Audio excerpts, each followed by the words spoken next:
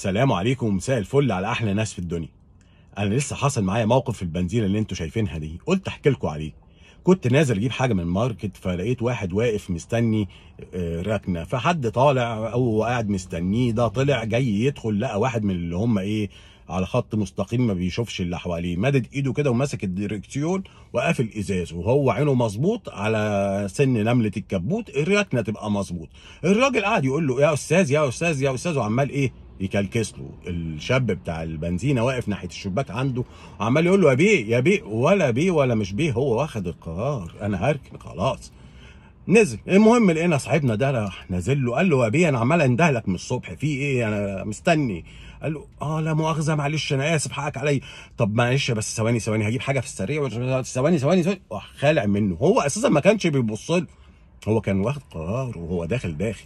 استهان بيه الراجل، بقى واقف عمال يشيط ويقفقف. قلت هيعمل مصيبه. المهم ملاكي الطيب كان حاضر، قلت طب هدي النفوس. قلت له بقول لك يا استاذ، انا ما اعرفوش، بس يعني هو واضح انه قافل الازاز، ممكن ما يكونش سمعك، معلش حصل خير. قال لي ما ازاز ايه يا استاذ، ما كان العامل عمال يندهله من الناحيه الثانيه. قلت له طب ما يمكن هو كان نازل مستعجل، التمست له عذر، يعني مستعجل ياخد حقي.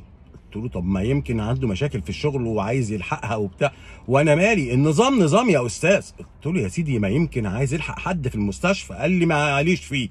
قلت الله، طب بقول لك ايه، ما يمكن هو نازل من بيتهم مثلا، مدام منكده عليه. لقيت الراجل اول ما سمع الكلمه راح جاي ال 111 اللي على وشه اتقلبت، وبقت ابتسامه ماليه الخدود وعادي. قال لي بقول لك ايه، تصدق الله يكون في عونه، ثواني في ركنه عن اذنك، واحد سايبني. قلت الله، يعني انا عمال التمس له جميع الاعذار الممكنه والغير ممكنه، والراجل قافش.